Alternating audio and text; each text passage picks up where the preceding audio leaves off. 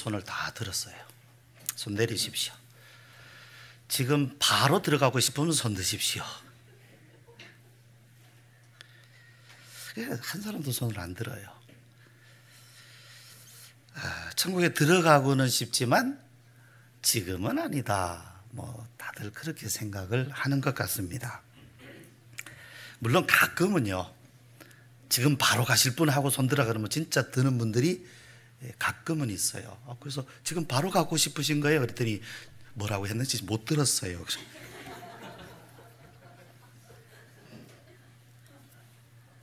여러분은 천국에 대해서 얼마나 아십니까?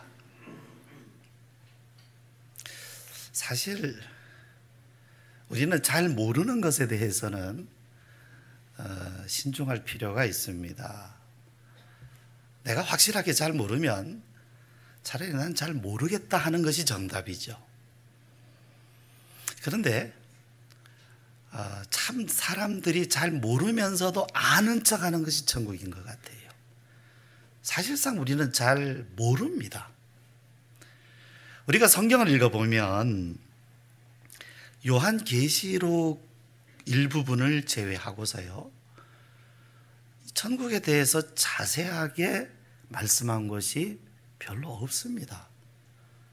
생각처럼 그렇게 많지 않습니다. 성경은 분명히 천국에 대해서 말씀하고 있는데 천국이 어떤 곳인지 있기는 있어요. 그런데 그것을 자세하게 말씀을 안 하고 있어요. 예수님도 천국에 대해서 자세하게 말씀하지 않으셨습니다. 이렇다 저렇다 이런 것이 있다 저런 것이 있다. 있죠, 물론. 천국에서는 시집가고 장가가는 그런 것이 아니다, 천사들과 같다, 이런 말씀이 있기는 합니다. 그렇기 때문에 사실 우리가 천국에 대해서 잘 안다 말하기가 누구도 쉽게 그렇게 말할 수는 없어요. 그런데 어떻게 그렇게 잘하는지 있어 또는 없어 그렇게 말을 하거든요.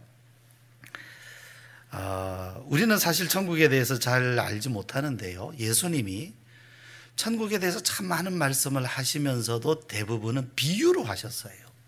비유로. 그러니까 천국이 이렇다라고 설명을 하신 것이 아니라 비유로 하셨습니다. 왜 비유로 하셨느냐 하면 이 천국은 사람들이, 그러니까 우리들이 그냥 일반적으로 알아듣기가 쉽지 않기 때문에 그렇습니다. 천국은 이 세상에 속한 곳이 아닙니다. 시간과 공간도 초월되어 있는 곳입니다. 영적인 세계죠. 그런데 우리는 어떻습니까? 우리는 대부분의 정보를 눈으로 귀로 받아들이죠. 눈으로 보고 귀로 듣고 손으로 만지고 배우고. 그렇기 때문에 우리는 우리가 현재 살고 있는 이 세상에 대해서는 나름대로 어떤 분별도 할 수 있고 지각을 할 수 있습니다. 이 말하면 이해를 할 수 있어요. 얼마 전에 그 두리안에 대한 이야기를 좀 나눈 적이 있는데요, 어느 모임에서 두리안을 이제 드셔보신 분하고 드셔보시지 못한 분하고 이렇게 이제 나눠지지 않습니까? 근데 이 두리안이라고 하는 것이 참 기가 막히는 과일인 것이 냄새는 지독한데 맛은 또 기가 막힌 거란 말이죠. 이게 앞뒤가 설명이 안 맞아요. 냄새는 아주 지독해요. 아주 독하고 아주 그냥 냄새 맡기가 싫을 만큼 아주 그런 쿠린내가 나요. 그런데 맛은 또 너무 기가 막혀요. 정말 기가 막히거든요. 그래서 이걸 드셔보시지 않은 분한테 설명을 하기가 이제 쉽지 않아서 이렇게 고심하다가 어떤 것이 생각났느냐 하면 은행이 생각이 났어요. 은행. 은행이라고 하는 게 냄새가 아주 지독하잖아요. 근데 여러분, 그 은행이요, 구워서 먹으면 굉장히 맛있습니다. 사실 은행을 하루에 5개나 7개 그 이상 먹으면 좀 안 좋은 게 있대요. 그런데 이게 먹다 보면 10개도 먹게 되고 막 20개도 먹게 돼요. 너무 고소해가지고요. 근데 그 은행을 한번 딸 때 보세요. 냄새가 아주 지독하거든요. 설명하면 그렇게 설명할 수는 있지만, 그렇다고 할지라도 이것을 드셔보신 분이 아니면 두리안 말하기가 참 어렵습니다. 잘 모르는 거죠. 먹기 전까지는 말하기가 좀 어려워요. 천국도 마찬가지거든요. 예수님도 우리에게 말씀하시면서 우리가 이것을 알아들을 수 있는 데는 한계가 있기 때문에 비유로 했다라는 것은 땅에 있는 이야기, 땅에 있는 사건들, 땅에 있는 어떤 경우를 가지고 말씀을 하신 거예요. 그러나 비유는 비유이기 때문에 정확하게, 예를 들어서 천국에는 어떤 보석이 있다. 실제로 천국에도 보석이 있겠느냐라는 거죠. 보석같이 너무 아름답고 찬란한 것을 설명하려고 하다 보니까 비유로 보석이다 또는 보석 같다라고 할 수 있을 뿐이지, 실제로 거기에 보석 몇 캐럿짜리가 있는지 금이 몇 돈짜리인지 이거는 우리가 알 수 없어요. 그런데 어떤 분들은 천국에 갔더니 누구는 면류관 쓰고 누구는 개털 모자 쓰고 이런 얘기를 하는데, 도대체 성경에 개털 모자는 어디 있는지 난 참 기가 막혀요. 그 상상력이 말이죠.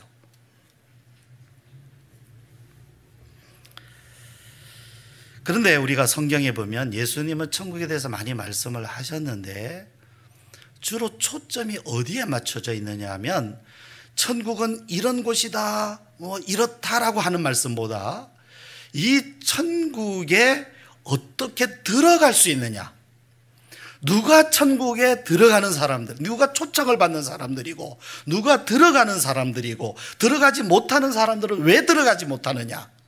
그러니까 천국을 말씀하시는데 많은 말씀들이 천국이 어떤 곳이냐 보다는, 설명하시기보다는 어떻게 해야 천국에 들어갈 수 있느냐, 이것을 많이 말씀을 하셨어요. 그러니까 여러분, 우리가 천국에 대해서 잘 안다고 한달지라도 결국에 천국에 들어가지 못한다면 아무 소용이 없는 거죠. 그러니까 중요한 것은 들어갈 수 있느냐, 나는 과연 천국에 들어갈 수 있느냐 하는 겁니다. 제가 20대 초반에 아주 교회 다니면서 얼마나 열심히 교회를 다녔는지 사람이 좀 맹랑했습니다. 그 당시 저희 할머님은 세례받은 지 얼마 안 되신 초신자였어요. 그런데 이제 그때 제가 할머님과 나눴던 대화가 생각이 납니다.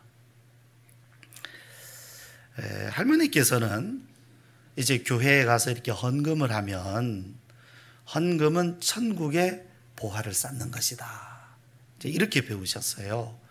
그래서 이제 그 주일 되면 헌금을 이렇게 준비하시면서 이건 천국에 보화 쌓는 거야, 잘 준비해야지 하고 이제 그렇게 준비를 아주 정성스럽게 그렇게 하시고, 헌금은 천국에 보화 쌓는 거라고 또 종종 말씀을 저에게도 해주셨습니다.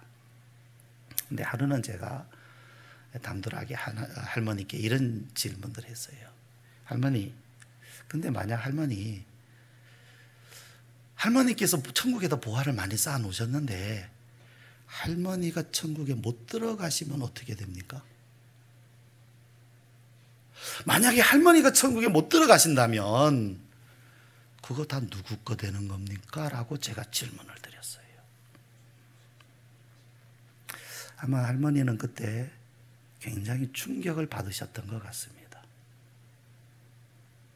굉장히 충격을 받으셨던 것 같아요. 몇 해가 지나고 제가 이제 20대 초반 지나고 중반쯤 군대를 갔다 왔는데 할머니께서 그 후에 이 천국에 대한 확실한 증거를 얻으셨어요. 그런 후에야 저에게 그때 일을 말씀을 해주셨습니다. 그때 굉장히 기분 나빴다. 손자가 말이죠. 그리고 그 기분이 굉장히 나빴지만 그때 굉장히 그것이 마음의 상처가 되고 충격이 되었다. 그래서 할머니께서는 내가 확실하게 천국에 들어갈 수 있는가라는 이 증거를 얻기 전까지는 안심하실 수가 없었던 거예요. 그런데 놀랍게도 그 증거를 얻으셨어요. 하나님께서는 그 증거를 찾는 사람들에게는 주시더라는 거죠. 실제로 할머니는 그 이후로 돌아가실 때까지 이 천국에 대한 분명한 소망과 그리고 여러 가지 그분의 영적 경험들에 대해서 저에게 여러 가지를 말씀을 해 주셨어요. 자, 오늘 본문 말씀도 천국이 어떤 곳이냐라는 설명보다 어떤 사람이 천국에 들어가느냐, 들어가지 못하는 사람은 어떤 사람들이냐, 여기에 대해서 예수님 말씀해 주시고 있습니다. 오늘 말씀은 열처녀 비유로 잘 알려진 그런 말씀이죠. 이 비유의 말씀을 우리가 이해를 하려고 하면 유대인들의 그 전통 그 결혼 풍습을 좀 우리가 먼저 알아둘 필요가 있습니다. 이 유대인들은 전통적으로 결혼을 할 때 신랑이 신부의 집으로 가서 신부를 데리고 옵니다. 그런데 이제 그 신랑이 신부의 집으로 가는데 언제 가는지를 말을 안 해줍니다. 미리 알려주지 않아요. 언제 출발해서 언제, 대략 한 3일에서 5일 사이, 그러니까 언제쯤 갈 거다. 그러니까 3일, 이제 혼인이 시작이 되고 이제 신랑이 올 터인데 언제 올지는 모르는 거죠. 미리 일부러 말을 안 해주는 겁니다. 왜냐하면 그 신랑이 신부의 집에 갔을 때 그 신랑을 맞이하는 신부의 모습을 통해서 이 신부가 얼마나 신랑을 사랑하는지를 말하자면 보려는 것이죠. 그게 전통이라고 합니다. 근데요, 길게는 일주일도 걸린다 그래요. 그러니 여러분 보세요. 낮에 올지 밤에 올지 몰라요. 새벽에 올 수도 있어요. 이 신랑이 말이죠, 한 일주일쯤 지난 다음에 새벽에 올 수도 있거든요. 그러니까 그냥 이제 이 등불을 켜놓고는 신부는 기다리는 겁니다. 그러니까 그것이 쉬운 일이 아니죠. 그런데 이제 혼자 그를 기다리는 게 쉽지 않으니까 신부의 친구들이 같이 이제 기다려주는 거예요. 같이 등불을 다 이제 켜가지고 이 신부의 친구들이 신부와 함께 신랑을 기다려주는 것입니다. 그러니까 오늘 여기 말씀을 보면 여기에 신부가 10명이다. 이러니까 좀 이상해요. 그런데 신부, 그 결혼식을 위하여 신부와 함께 기다려주는 사람이 10명이다. 이러면 이 말씀이 이해가 된단 말이죠. 그래서 신부라고 안 하고 처녀라고 되어 있는 것이 이해가 됩니다. 그런데 이제 이 본문에서 우리가 몇 군데 주목해야 될 대목이 있죠. 첫 번째는 신랑이 더디 왔다라는 겁니다. 신랑이 더디 왔다. 참 의미 있습니다. 신랑이 더디 오는 이유가 그 신랑을 향한 신부의 그 믿음, 또 그 사랑을 이렇게 점검하는 그런 이유도 있을 것입니다. 그렇다고 하면 오늘 예수님께서 언제 오실지, 자, 예수님 말씀에서도 예수님이 이 땅에 재림하시는 것이 언제일지 말씀해 주지 않으십니다. 그리고 지금 우리가 느끼고 있는 것처럼 재림이 더뎌요. 우리가 보통 생각했던 것보다 많이 지금 늦어지고 있어요. 그러니까 오늘 여기서 말씀에서 우리가 감안을 한다면 아마 그럴지도 모르겠어요. 사람들이 재림 세상 마지막 때 하다가 결국에는 사람들이 재림은 없어라고 할 때 오실 것 같아요. 기다리다가 끝까지 기다리는 사람들만 남고 그 나머지 사람들은 기다리다 다 지쳐버리는 거죠. 그때 오실 것 같아요. 왜냐하면 알곡을 찾기 위해서요. 그렇지 않겠습니까? 그런데 여러분, 성경의 말씀을 들여다보면 역사적인 종말 재림보다 더 중요하게 여겨지는 게 하나 더 있죠. 그것은 개인적인 종말입니다. 사실 우리가 성경을 가만히 들여다보면 이것이 꼭 역사적인 재림만 말씀하고 있질 않아요. 개인적인 종말을 성경은 굉장히 많이 강조하고 있습니다. 두 번째 우리가 이제 주목해서 보는 것은 다 졸며 잤다라는 거죠. 졸면서 잤다라는 거예요. 이거 좀 서운한 일 아닙니까? 신랑이 볼 땐. 그러나 사람이기 때문에 어쩔 수가 없어요. 졸리면 자게 됩니다. 성경의 말씀에 깨어있으라 이렇게 되어 있는데요, 성경 말씀은 뭐 깨어있으라 이렇게 되어 있지만 우리가 정말 그냥 잠도 자지 않고 깨어있어야만 하는 그것을 의미하고 있는 것일까? 어찌 보면 우리도 잘 수 있다라는 거죠. 근데 이 말씀을 들여다보면 졸면서 자는 것이 문제되지 않았어요. 깨어있다라는 것은 또 다른 의미가 있더라는 거죠. 그러니까 성경에서 깨어있으라라는 이 말씀이 단지 잠을 안 자고 뭔가에 이렇게 집중하여 있다라는 것만 의미하는 것이 아니라 여기 말씀 보면 다른 의미가 있는 거죠. 그 의미, 깨어있다라는 의미, 오늘 분명히 그 말씀, 여기 말씀에 들어 있습니다. 세 번째는 신랑을 맞이하기 위해서는 오늘 말씀의 주제죠, 등만 아니라 기름도 준비되어 있어야 됩니다. 등만 아니라 기름도 준비되어 있어야 됩니다. 등도 중요하고 기름도 중요합니다. 그러나 등만 가지고는 신랑을 맞이할 수가 없습니다.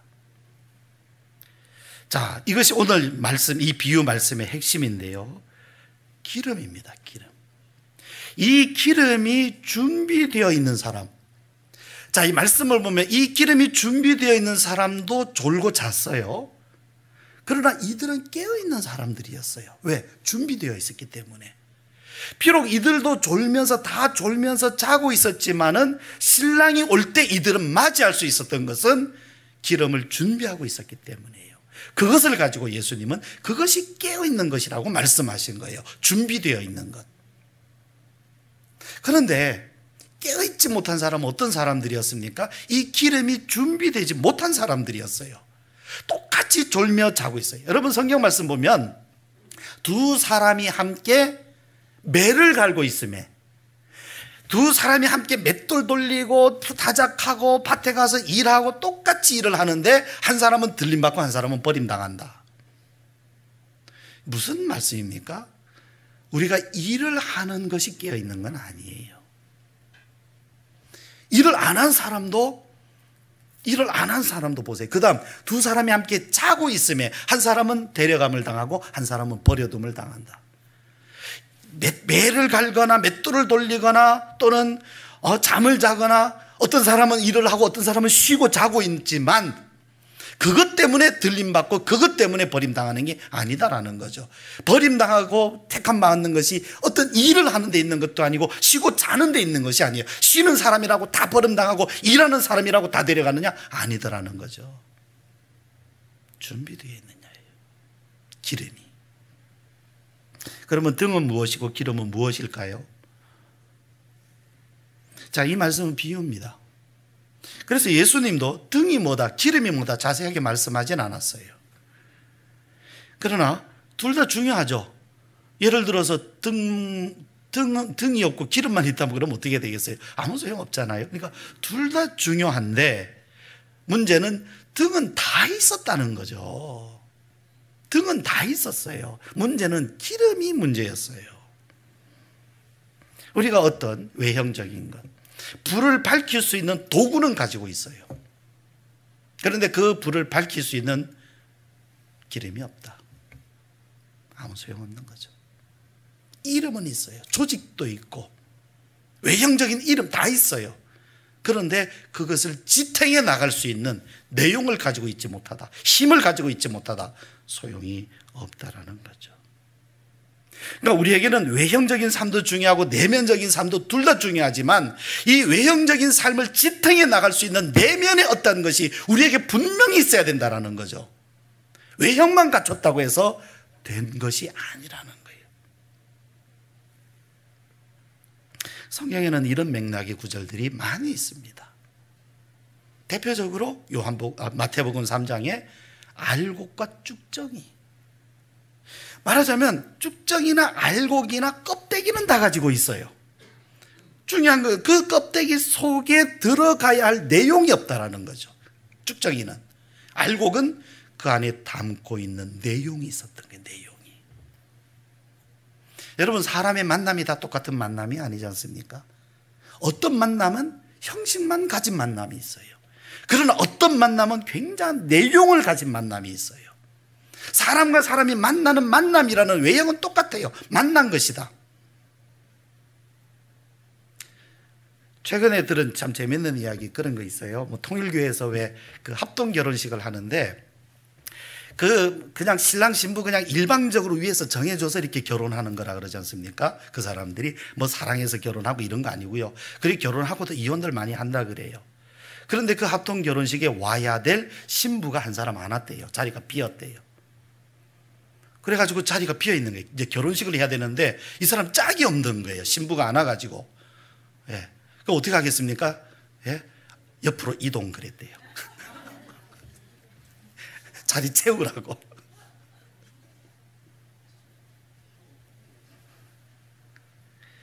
여러분, 만남이라고 다 똑같은 만남이 아닙니다. 마태복음 21장에 열매 없이 잎사귀 뿐인 무화과 나무. 잎은 참 무성한데 열매가 없어요. 잎은 무성해요. 잎이 없다는 게 아니에요. 그 다음 요한복음 10장에 문으로 들어가지 않고 어디로? 넘어가는 자들. 이름은 목자라고 왔는데 문으로 들어가지 않아요. 고린도전서 13장에 나와 있죠. 또 은사, 또 선행. 근데 뭐가 없다? 사랑이 없다.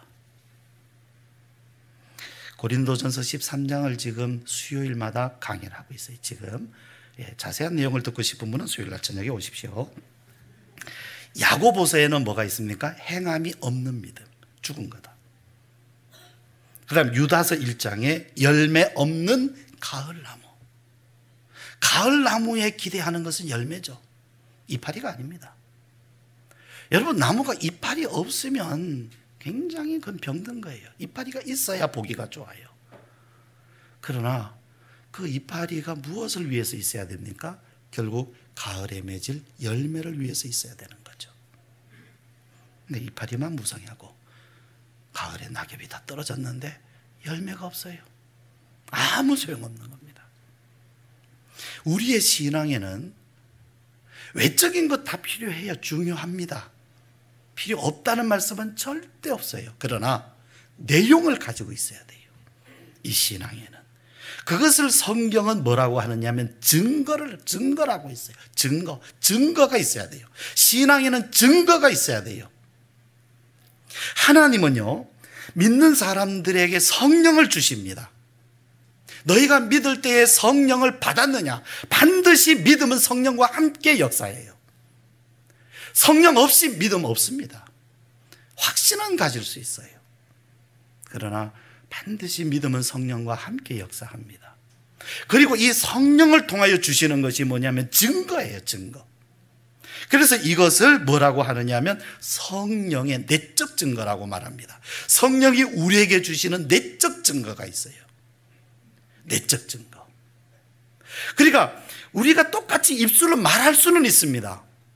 어떤 사람은 배워서 말하고 어떤 사람은 자기 안에 있는 증거를 가지고 말하고, 말은 똑같은 것을 말할 수 있지만, 즉 두리안에 대해서 말은 똑같이 할 수 있어요. 냄새는 고삭한데 맛은 좋더라. 그러나 먹어본 사람의 말과 듣기만 한 사람의 말은 다릅니다. 증거가 그렇습니다. 이 증거를 성경에서 그냥 읽고 배워서만 말하는 사람과 이 증거를 가지고 말하는 사람은 달라요. 누가 진정한 증인이 될 수 있겠습니까? 잘 가르치는 사람? 아니고 증거를 가진 사람. 여러분, 증인이라고 해서 말을 잘해야 된다는 전제는 없어요. 그러나 증거가 있어야 증인이 될 수 있습니다. 그러나 어떤 일에 대해서 아무리 잘 설명하고 말할 수 있다 해도 자기 안에 증거가 없는 사람은 그냥 선생님일 뿐이에요. 증인이 안 됩니다. 못 됩니다. 증인의 자격이 없어요. 증인은 말 잘하는 사람이 아니에요. 잘 배우고 잘 가르치는 사람이 아닙니다. 자기 안에 증거가 있는 사람이어야 돼요. 먹어본 사람이어야 되는 겁니다. 이 증거가 우리로 하여금 천국의 확신을 가지게 하고 소망을 붙들게 합니다. 이 증거가 우리로 담대하게 하고 우리를 깨어있게 하고 하나님의 자녀로서 합당한 삶을 살아가게 해줍니다. 이 증거가 말이죠. 그런데 여러분, 오늘 이 시대, 우리 주변, 심지어 우리 자신들을 포함해서 이 시대 기독교 또는 기독교인의 문제가 바로 이거 아닙니까? 등은 있는데 기름이 없다라는 거죠. 정말로 우리가 안타까워하고 목마른 것이 이것 아닙니까? 우리 자신에게도 나는 목사인데, 나는 장로인데, 나는 집사인데, 나는 기독교인인데, 나는 세례 받았는데, 나는 교회 생활을 이렇게 해왔는데, 내가 이렇게 헌신했는데, 우리에게는 등은 있어요, 분명히. 그런데 기름이 있느냐는 거죠. 그것을 지속하게 해주는, 그것을 지탱하게 해주는, 우리로 하여금 준비하여서 깨어있게 해주는 바로 이 기름이 있느냐라는 거죠. 기름이 있느냐라는 겁니다. 기름이 있느냐.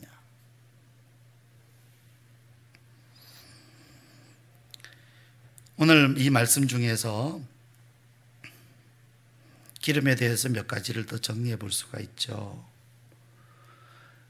기름은 각자 준비해야 됩니다. 남이 준비해 주지 못합니다. 그리고 신랑이 온 다음에는 준비할 시간이 없다라는 거죠. 기회가 항상 주어지는 것이 아니라 기회가 있을 때 준비해야 된다는 것입니다. 미리 준비해야 됩니다. 안 그러면 늦습니다. 오늘 말씀을 요즘식으로 좀 바꿔볼 수도 있을 것 같아요. 예수님이 요즘에 이 말씀을 하셨다면 신랑이 오기 전에 휴대폰 배터리는 미리 충전해 두어야 합니다. 신랑이 올 때 배터리가 다 방전되어서 카톡을 받지 못하면 잔치에 들어갈 수가 없습니다. 그래서 이 미리 다 충전된 이 신부들이 이제 이 충전이 안 된 이 미련한 이 다섯 처녀에게 가서 당신들의 배터리가 다 됐거든 편의점에라도 가서 충전하시오. 그러나 편의점에 가서 충전하고 왔더니 이미 문이 다 닫혔더라. 예.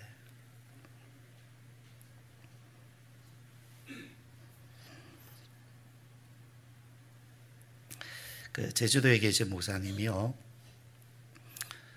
교회에서 예배 시간 11시가 딱 되면 문을 아예 잠그도록 그렇게 한 적이 있어요. 왜냐하면 우리에게 이 기회는 항상 주어진 것이 아니다. 기회 있을 때 준비되어야 된다 하는 의미에서 예배 시간이 딱 11시가 되면 안내위원들로 하여금 뒤에 문을 완전히 잠그도록 그렇게 했어요. 이제 그렇게 한 달, 두 달 했는데 교회에서 상처받는 사람들이 너무 많이 생기더래요. 그걸 좀 열어주지. 교회가 너무 인정도 없다고. 예, 그래서 상처받는 사람이 너무 많고 그래서 이제 어쩔 수 없이 이제 다시 문을 열었다 하는 말씀이 있습니다만은 그것은 그 교회 이야기입니다. 예수님 말씀에 의하면 천국은 정확합니다. 문 닫히면 다시 열리지 않습니다. 그러므로 오늘 우리가 읽은 이 말씀에서 깨어있으라 하는 이 말씀의 의미가 준비된 것, 그러니까 안 자고 깨어있는 어떤 것을 말씀하기보다는 다 졸며 잔다 그랬죠. 그러나 기름이 준비되어 있는 것을 말씀하고 있음을 우리가 보게 됩니다.